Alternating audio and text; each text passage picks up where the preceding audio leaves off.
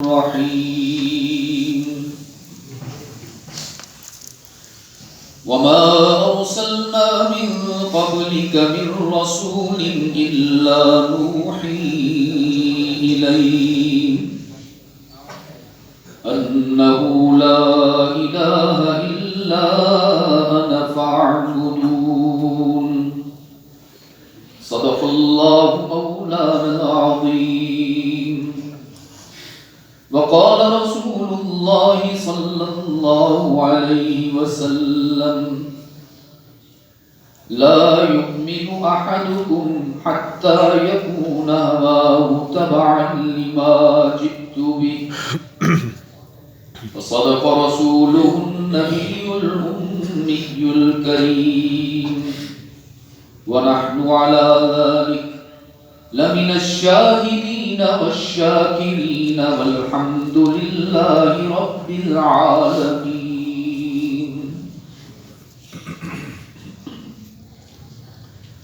ارباب علم و دانش، بالخصوص میزبان مکرم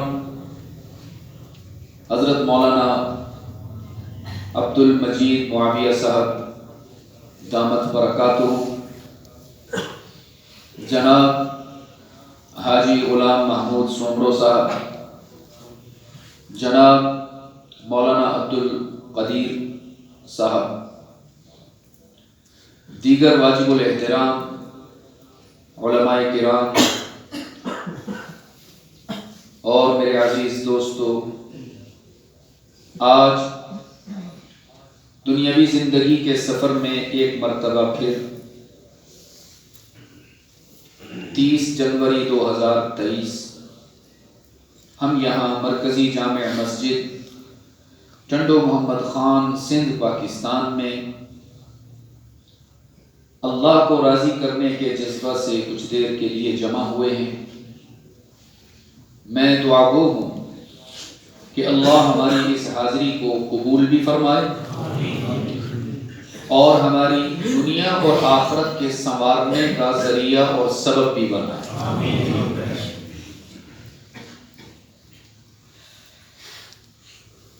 میرے والد صاحب رحمۃ اللہ تعالی علیہ یقیناً ایک عالمی شخصیت تھے. اللہ نے ان کو قرآن کریم سے وفا کے نتیجے میں پوری دنیا میں توحید اور سنت کے اجالوں کے لیے منتخب فرمایا. یاد رکھیے، من کان للہ کان اللہ لہ. جو اللہ کے دین کے لیے اس کے محبوب کی سنتوں کی اشاعت کے لیے خود کو وقف کرتا ہے تو اللہ اسے تنہا نہیں چھوڑتا.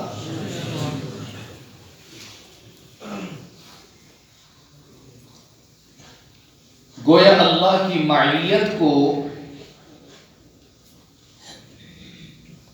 حاصل کرنے کے لیے سرکار دو عالم صلی اللہ علیہ وسلم کی اطاعت اور ان کے دین کی اشاعت یہ ضروری ہے. معراج کا جو حقیقی مفہوم ہے وہ غالباً میں نے گزشتہ سال بھی عرض کیا تھا کہ اگر واقعہ معراج کو ہم ایک جملے میں سموئیں، واقعہ معراج کو اگر ہم ایک جملے میں سموئیں تو وہ جملہ یہ بنتا ہے کہ معراج محمد کی رب سے وفاؤں کا صلہ ہے صلی اللہ. دین حق کی اشاعت میں سرکار دو عالم صلی اللہ علیہ وسلم نے جو قربانیاں دیں، جن مشقتوں سے گزرے، جو مجاہدے فرمائے، کبھی کانٹوں سے گزرتے نظر آئے، کبھی اپنے محبوب بلال کو تپتی ہوئی ریت پر لیٹا دیکھ کر صبر کرتے نظر آئے، کبھی اپنی محبوب سیدہ سمیہ کو مکہ کے چوک پر دو ٹکڑے ہوتے دیکھ کر آنسو چھپاتے نظر آئے، کبھی نادان نوجوانوں کی طرف سے ساحر اور مجنون کے نازیبا کلمات سننے کے باوجود بھی مسکراتے نظر آئے۔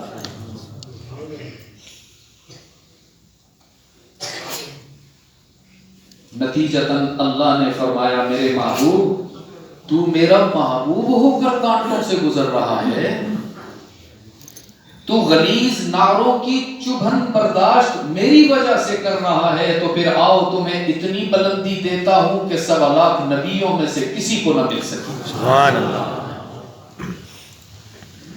تمہیں عظمت کا وہ مقام دیتا ہوں جو نہ تجھ سے پہلے کسی کو ملا اور نہ تیرے بعد کسی کو ملے گا۔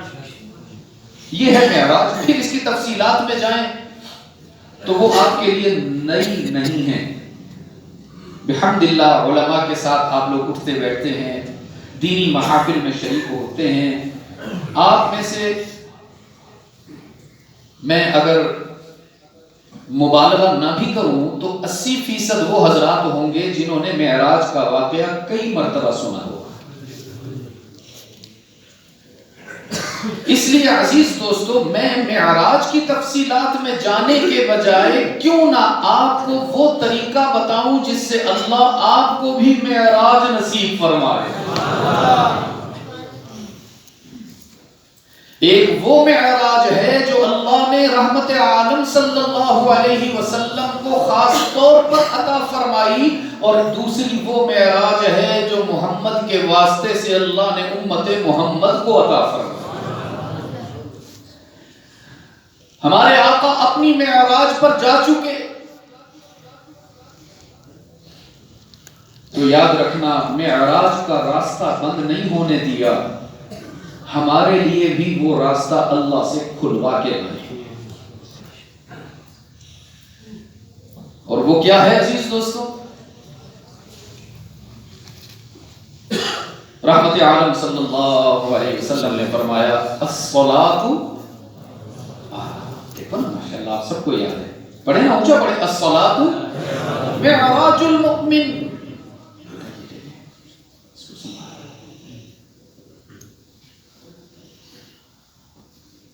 میرے آقا کی معراج تو یہ ہے کہ وہ حضرت ام ہانی کے گھر سے بیت اللہ گئے، وہاں سے بیت المقدس گئے، وہاں سے جبرائیل کے ساتھ 7 آسمانوں پر تشریف لے گئے، جنت اور اس کی نعمتوں کا مشاہدہ فرمایا، انبیاء سے ملاقاتیں ہوئیں، جہنم اور اس کے عذاب دیکھ کر آئے، پھر واپسی پر اقسام انبیاء کی امامت فرمائی۔ یہ تو تھی محمد کی معراج۔ اور آپ کی معراج کیا ہے؟ جب آپ دکان کو چھوڑتے ہو، کاروبار کو چھوڑتے ہو، اہل و عیال کو چھوڑتے ہو، گرم نرم بستر کو چھوڑ کر سجدے میں سر رکھتے ہو، تو اللہ کہتا ہے میں نے اپنے بندے کو معراج کروا دی ہے۔ کبھی آپ نے سوچا کہ نماز کو معراج کیوں کہا ہے؟ کبھی آپ نے سوچا اس پر؟ معراج کی تمام تر تفصیلات پر حق، لیکن عزیز دوستو معراج کا نقطہ انتہا کیا تھا؟ رحمت عالم کی اللہ سے ملاقات ہوئی۔ فرمایا والنجم اذا ہوا ما ضل صاحبكم وما غوا،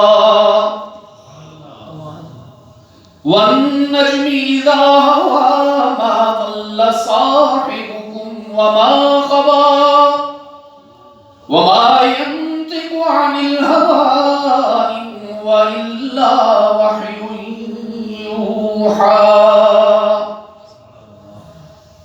مذاق نہ اڑاؤ، میرے محبوب کی باتوں کا مذاق نہ اڑاؤ۔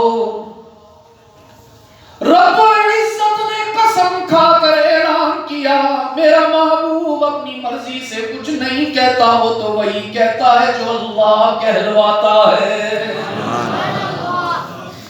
وما ينطق عن الهوى إن هو إلا وحي يوحى علمه شديد القوى ذو مرة فاستوى وهو بالأفق الأعلى ثم دنا فتدلى.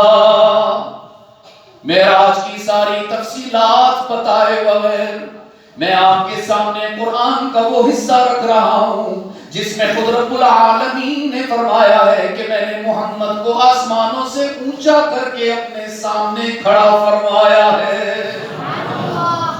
یہ ہے معراج کا نقطہ انتہا کہ محبوب اپنے محب اپنے محبوب کے قریب ہو گیا اور اتنا قریب ہوا حق تعالی نے فرمایا فَكَانَ قَابَ قَوْسَيْنِ.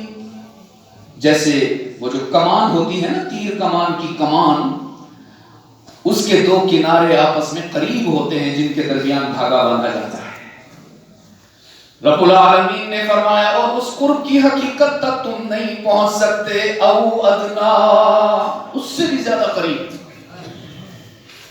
تو عزیز دوستوں میں کہا کرتا ہوں معراج کا نقطہ انتہا یہ ہے کہ محب اپنے محبوب کے قریب ہوا، عابد اپنے معبود کے قریب ہوا، ساجد اپنے مسجود کے قریب ہوا. اور پھر اللہ کا کرم دیکھیے، اللہ کا کرم دیکھیے، اسی محبوب کی امت سے فرمایا جب تم نماز کے لیے نیت باندھو گے اور تکبیر تحریمہ کہہ کر اللہ کی بڑائی کا اعلان کرتے نظر آؤ گے، نماز شروع کرتے ہی حق تعالی فرماتے ہیں میں زمین اور آسمان کے سارے فاصلوں کو ختم کر دیتا ہوں. 1,50,00,000 کلومیٹر ہم سے فاصلے پر ہے سورج، اللہ یہ فاصلے بھی ختم کر دیتا ہے. 350 کلومیٹر سے زیادہ چاند ہم سے دور ہے، اللہ یہ فاصلے بھی سمیٹ دیتا ہے. سارے فاصلوں کو سمیٹنے کے بعد حق تعالی نور کے پردے بھی ہٹا دیتا ہے اور اعلان کرتا ہے میرے بندے جیسے ہی تو نے نماز کی ابتدا کی ہے تیرا رب تیرے سامنے آ کر کھڑا ہو گیا ہے. اس لیے حدیث میں آتا ہے طوبی لمن تطہر فی بیتہ ثم زارنی، خوش نصیب ہے وہ انسان جو اپنے گھر سے وضو کر کے مسجد میں آئے. کیوں آئے مسجد میں جی؟ آپ کیوں آتے ہیں مسجد میں؟ ہاں پوچھا بولیے. اللہ نے یہ نہیں کہا کہ وہ نماز پڑھنے آتا ہے، اللہ نے یہ نہیں فرمایا کہ وہ مسجد میں تلاوت قرآن کے لیے آتا ہے، اللہ نے یہ نہیں فرمایا کہ وہ مسجد میں اعتکاف کے لیے آتا ہے، ذکر اور تسبیح کے لیے آتا ہے. عجیب الفاظ استعمال کیے. حق تعالی نے فرمایا جب میرا بندہ گھر سے وضو کر کے مسجد کے لیے آتا ہے تو میرا اعلان ہے ثم زارنی، مسجد میں قدم رکھتے ہی اللہ کی زیارت نصیب ہوتی ہے. ہم اپنے آقا کی معراج پر تو بحمدللہ فخر کرتے ہیں، خود کو سعادت مند سمجھتے ہیں، خوش نصیب سمجھتے ہیں کہ اللہ نے ہمیں وہ محبوب نبی عطا فرمایا ہے کہ جس کی عظمتوں کا مقابلہ نہ آدم کر سکتے ہیں، نہ موسیٰ کر سکتے ہیں، نہ عیسیٰ کر سکتے ہیں. عظمت سب کی برحق ہے، سارے نبی ہمارے سر کے تاج ہیں، لیکن رب العزت کی جلالت کی قسم ہے محمد جیسا کوئی نہیں. آپ کی تو قسمت کھل گئی عزیز دوست، آپ کے تو بھاگ جاگ اٹھے کہ اللہ نے آپ کو کسی اور نبی کی امت میں پیدا کرنے کے بجائے محمد مصطفیٰ کا غلام بنایا.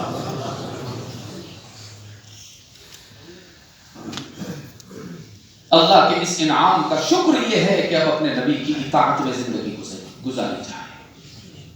آج کی اس ملاقات کے حوالے سے آپ کے سامنے دنیا اور آخرت کو خوبصورت بنانے کے 4 اصول بیان کرتا ہوں، اس یقین کے ساتھ کہ آپ ان قوانین، ان ضابطوں اور ان اصولوں کو نہ صرف یہ کہ یاد کریں گے بلکہ ان کو اپنی زندگی میں لاگو بھی فرمائیں گے۔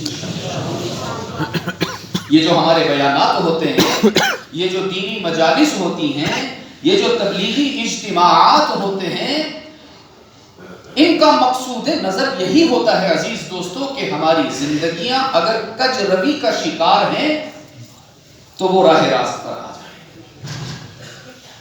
4 اصول آج آپ کے سامنے رکھنا چاہتا ہوں۔ سب سے پہلا ضابطہ، سب سے پہلا قانون کہ رحمت عالم صلی اللہ علیہ وسلم کی سیرت، سرکار دو عالم صلی اللہ علیہ وسلم کی سیرت صرف منانے کے لیے نہیں ہے، اپنانے کے لیے ہے۔ آپ سمجھ رہے ہیں میری بات؟ رحمت عالم صلی اللہ علیہ وسلم کی سیرت اگر صرف منانے کے لیے ہوتی تو رب کعبہ کی قسم بلال تپتی ہوئی ریت پر بیٹھتا نظر نہ آتا۔ اگر صرف سال میں چند جلوس نکال لینے سے میرے آقا کی سیرت کا حق ادا ہوتا تو کربلا میں حسین اپنے بچے کا کٹا ہوا سر اٹھاتا نظر نہ آتا۔ پھر میرے آقا کی چچا حمزہ کی لاش کے 11 ٹکڑے احد کے میدان میں نظر نہ آتے۔ اس لیے یہ پہلا اصول یاد رکھیے گا کہ میرے آقا کی سیرت صرف منانے کے لیے نہیں ہے بلکہ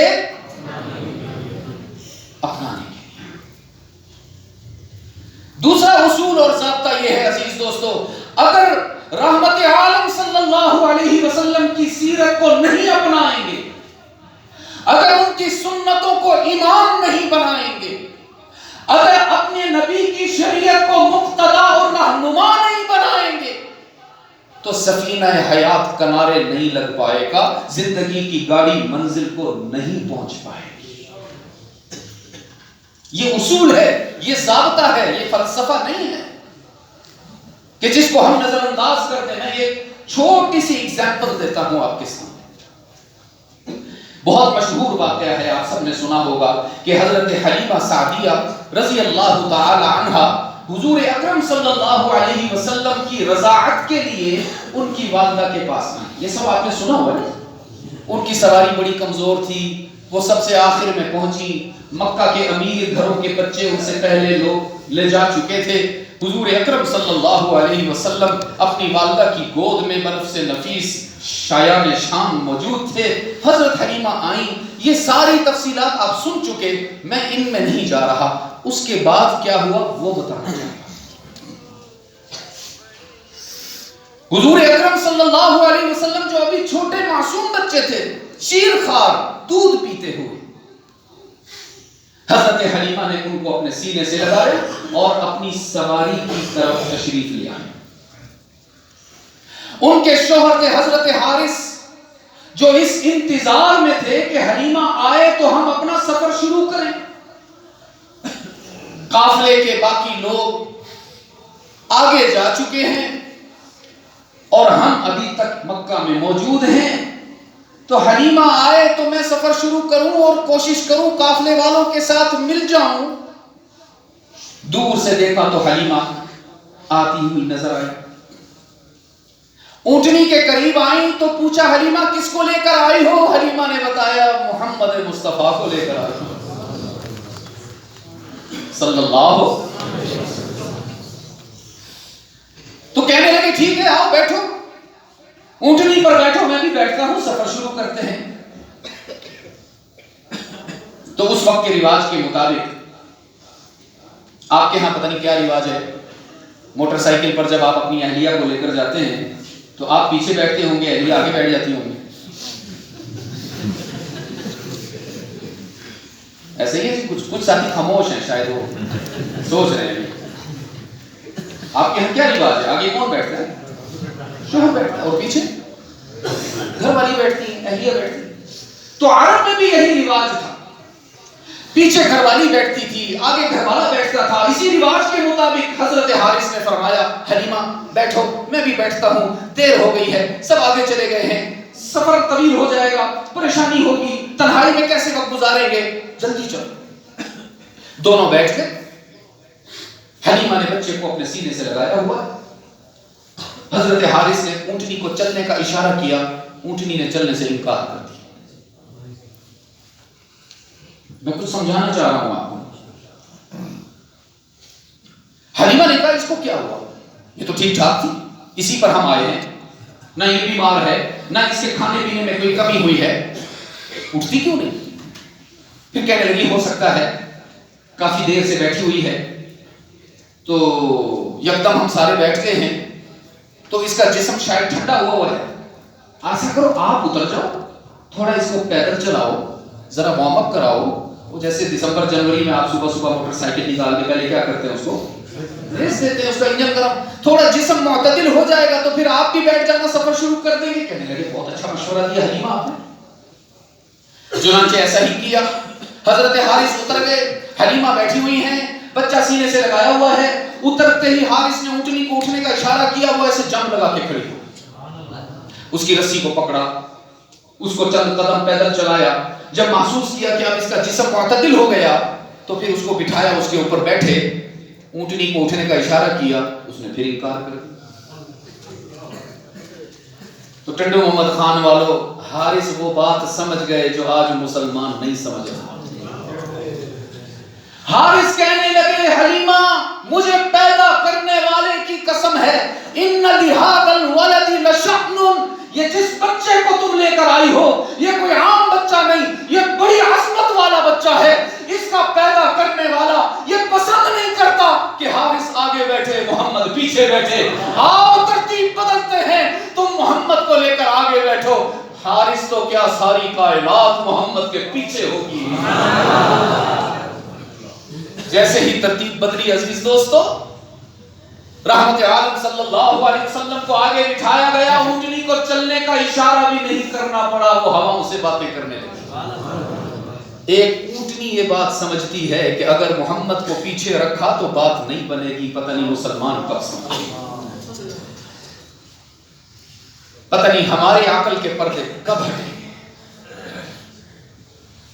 اس لیے دوسرا اصول یاد رکھیے، آج دیکھیے نا ہم نے رحمت عالم صلی اللہ علیہ وسلم کی شریعت کو چھوڑا ہے، ان کی سنت کو چھوڑا ہے، ان کے دین کو چلو چھوڑنے کا تو نہیں کہتا لیکن کم وزن کیا ہے اپنی نظر میں، تو اللہ نے ایک زرعی ملک میں رکھتے ہوئے آپ کو دانے دانے کا محتاج کیا۔ اللہ کو ناراض کیا ہم نے جس پیسے کے لیے، اللہ نے وہ پیسہ ہی بے قیمت کر کے زمین پہ دے مارا۔ کیا آپ کا آج کل کیا چل رہا ہے ریٹ آپ کا ڈالر 300 کے قریب ہو گیا۔ اللہ نے فرمایا یہ پیسہ اتنا قیمتی نہیں ہے جتنا تمہارا رب سے تعلق قیمتی ہے، اس سے تعلق بناؤ گے تو اللہ پیسے کو بھی اڑان عطا فرمائے گا۔ اس لیے دوسرا اصول یاد رکھیے گا، جب تک رحمت عالم صلی اللہ علیہ وسلم کے دین کو، ان کی شریعت کو اپنا مقتدا، پیشوا اور امام نہیں بنائیں گے، زندگی کی گاڑی منزل کو نہیں پہنچ پائے گی۔ تیسرا اصول اور ضابطہ عرض کروں، میرے آقا کی تمام تر تعلیمات، ساری شریعت اور تمام تر سنتوں کی بنیاد اور محور عقیدہ توحید ہے۔ یہ یاد رکھیں گے نا اصول، یہ میں آپ سے سنوں گا بیان کے آخر، یہ ایسا ہوا میں نہیں اڑ جانا چاہیے، میں بہت طویل سفر کر کے آپ کے پاس پہنچا ہوں، اور ابھی یہاں سے سیدھا مجھے کراچی اور وہاں سے اوران بلوچستان، میں یہ آپ کے سر سے گزارنے نہیں آیا ہوں بیان، میں یہ سبق سنوں گا، ایک دفعہ پھر سن لو غور سے۔ پہلا اصول، میرے نبی کی سیرت صرف منانے کے لیے نہیں بلکہ، دوسرا اصول، جب تک نبی کی سنتوں کو، ان کے دین کو امام نہیں بنائیں گے، زندگی کی گاڑی منزل کو۔ تیسرا اصول ابھی بتایا ہے، میرے نبی کی شریعت، میرے نبی کی سیرت، میرے نبی کی سنت، ان کا لایا ہوا دین، اس کی بنیاد اور محور عقیدہ اور یہ صرف میرے نبی کی شان نہیں ہے، تمام انبیاء اور رسول اس دنیا میں جس مقصد کے لیے تشریف لائے ہیں وہ خود قرآن نے بتایا ہے۔ فرمایا وما ارسلنا من قبلک من رسول وما ارسلنا من قبلک من رسول الا نوحی الیہ انہ لا الہ الا انا فاعبدون۔ حق تعالی نے فرمایا میرے محبوب میں نے آپ پر بھی یہی فرض کیا ہے، آپ کی بھی یہی ذمہ داری قرار دی ہے، آپ کی بھی یہی ڈیوٹی لگائی ہے جو تمام انبیاء اور رسل کے ذمہ کام تھا کہ ساری مخلوقات کی زمین کو کسی اور در پر جھکنے کے بجائے اللہ کے در پر جھکایا جائے۔ رہتی دنیا تک کے انسانوں کے لیے توحید کا پیام پہنچانا چاہیے، یہ ہر نبی کی ڈیوٹی تھی۔ عزیز دوستو، رحمت عالم صلی اللہ علیہ وسلم نے بھی اپنی امت کو یہی پیغام دیا ہے کہ لا تشرک باللہ ان قتلتا او حرقتا او سلمتا۔ دیکھنا، خیال رکھنا، اللہ کے حق کے عبادت میں اس کی مخلوقات میں سے کسی کو شریک کرنے کی اجازت نہیں، چاہے تمہیں کوئی گولیوں سے اڑا دے، چاہے تمہیں کوئی آگ میں جلا دے، شرک کی اجازت نہیں۔ اور عزیز دوستو یاد رکھیے، اب چوتھا اصول آپ کے سامنے بیان کرنے لگا ہوں۔ اگر اللہ کی ذات میں، اس کی صفات میں، اس کی طاقت اور قدرت میں اس کے بندوں میں سے کسی کو شریک کرنے کا جرم کر لیا تو محمد کی غلامی بھی کام نہیں آئے گی۔ بالکل دو ٹوک انداز میں عرض کر رہا ہوں، اس یقین کے ساتھ کہ یہ میرے الفاظ امانت ہیں، میں اللہ کے ہاں جواب دہ ہوں اپنے الفاظ کا، کوئی ہیرا پھیری نہیں ہے، کوئی جذباتی بات نہیں ہے، حقیقت عرض کر رہا ہوں۔ اگر عقیدہ توحید میں ڈگمگا گئے تو رحمت عالم کی غلامی بھی کام نہیں آئے۔ اس لیے کہ یہ وہ عقیدہ ہے جس میں اللہ نے انبیاء کے لیے بھی رعایت نہیں رکھی ہے۔ رب العالمین نے فرمایا قل افغیر اللہ تأمرونی اعبد ایھا الجاہلون۔ ایک مرتبہ ابو جہل، ابو لہب، عتبہ، شیبہ، یہ سارے گروپ بنا کر ہمارے نبی کے پاس آئے، کہنے لگے محمد ہم آپ کے ساتھ سلوک کرنا چاہتے ہیں اور اس کے لیے ایک فارمولہ لے کر آئے ہیں۔ وہ فارمولہ یہ ہے کہ ایک دن ہم آپ کے رب کی عبادت کریں گے، ایک دن آپ ہمارے بتوں کی عبادت کریں۔ تو کیا خیال ہے ہمارے نبی نے کیا کہا ہوگا؟ جی سوچا ہوگا بہت دیر تک، یہ فرمایا ہوگا استخارہ کر کے بتاؤں گا، کیا کہا ہوگا؟ ممکن نہیں ہے، نہیں ممکن نہیں ہے۔ کہنے لگے اچھا ہم تھوڑا چینج کرتے ہیں، فارمولہ چینج کرتے ہیں، ہم آپ کے رب کی ایک مہینہ عبادت کریں گے، آپ ہمارے بتوں کی ایک دن عبادت کریں۔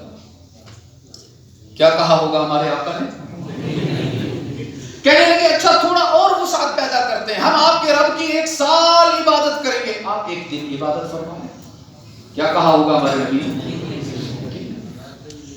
کہنے لگے اب آخری بات عرض کرتے ہیں، ہم مرتے دم تک آپ کے رب کی عبادت کریں گے، آپ ایک دن نہیں، ایک گھنٹہ نہیں، ایک منٹ نہیں، ایک دفعہ ہمارے بتوں کو سجدہ کریں اور بدلے میں ہم آپ کو ملکنا کا، سلطنا کا، زوجنا کا، جتنا کہو گے مال دیں گے، سونے چاندی کے ڈھیر لگا دیں گے، جہاں کہو گے شادی کروائیں گے، سردار بنائیں گے آپ کو اپنا، بس ایک دفعہ ہمارے لات، منات، عزا اور حبل کے سامنے سر جھکا دو۔ تو محمد نے جواب بعد میں دیا، رب محمد نے جواب پہلے دے دیا۔ رب نے فرمایا قل افغیر اللہ تأمرونی اعبد میرے محبوب اعلان کر دیجئے زبان تیری ہوگی اعلان میرا ہوگا، الفاظ میرے ہوں گے انداز تیرا، دو انداز میں اعلان فرما دیجئے۔ تم کتنے نادان ہو ابو جہل، ابو لہب، عتبہ، شیبہ، تم تو جاہلوں کے امام ہو، تم مجھ سے یہ توقع رکھتے ہو کہ میں اللہ کے در کو چھوڑ کر بتوں کے آگے سر جھکا لوں، ایسا کرنا تو دور کی بات، محمد تو ایسا کبھی سوچ بھی نہیں سکتا، تصور میں بھی نہیں لا سکتا۔ میں اپنا سر غیر اللہ کے سامنے جھکانے کے لیے نہیں آیا، غیر اللہ کو پوجنے والوں کا سر بھی اللہ کے سامنے جھکانے کے لیے آیا ہوں۔ اور مجھے لالچ دے رہے ہو، نادان ہو، مجھے سرداری آفر کر رہے ہو، بے وقوفو، سونے چاندی کے ڈھیر لگانے کی پیشکش کر رہے ہو، جاہلو۔ میں تمہارے لالچ کو دیکھوں یا اللہ کے قانون کو دیکھوں جو اس نے مجھے کئی مرتبہ بتایا ہے؟ اور کیا قانون ہے؟ رب نے فرمایا وَلَقَدْ أُوحِيَ إِلَيْكَ وَإِلَى الَّذِينَ مِن قَبْلِكَ، میرے محبوب آپ کے لیے بھی یہی ضابطہ ہے، اور آپ سے پہلے تمام انبیاء اور رسل کے لیے بھی یہی قانون تھا۔ لَئِنْ أَشْرَكْتَ لَيَحْبَطَنَّ عَمَلُكَ، لَئِنْ أَشْرَكْتَ لَيَحْبَطَنَّ عَمَلُكَ۔ میرے محبوب جس نظر سے آپ اللہ کو دیکھتے ہیں، اس نظر سے کسی اور کو دیکھا تو آپ کا رب ناراض ہو جائے گا۔ وَلَتَكُونَنَّ مِنَ الْخَاسِرِينَ، اور اگر رب ناراض ہو گیا تو پھر آپ کو نقصان سے کون بچائے گا؟ ہیں تو آپ میرے محبوب، لیکن محبوب ہونے کے باوجود شرک کرنے کی اجازت نہیں۔ محبوب تو آپ ایسے ہو، محبوب تو آپ ایسے ہو کہ ساری کائنات کو بعد میں بنایا ہے، سب سے پہلے محمد کا سراپا بنایا ہے صلی اللہ علیہ وسلم۔ محبوب تو ایسے ہو ساری کائنات میں آپ کو حسن کا نقطہ انتہا بنایا ہے۔ محبوب تو آپ ایسے ہو انگلی اٹھاتے ہو تو چاند ٹکڑے ہوتا ہوا نظر آتا ہے۔ محبوب تو ایسے ہو لب ہلاتے ہو تو وہی کے پھول جھڑتے نظر آتے ہیں۔ محبوب تو ایسے ہو کہ ہاں کہتے ہو تو اللہ حلال کرتا ہے، نہیں کہتے ہو تو اللہ حرام کرتا ہے۔ محبوب تو ایسے ہو کہ سر اٹھا کر گفتگو کرتے ہو تو قرآن سناتے ہو، اور سر جھکا کر گفتگو کرتے ہو تو حدیث سناتے ہو۔ محبوب تو ایسے ہو کہ آپ کی لباس کی عطاؤں کو میں نے قرآن کی آیات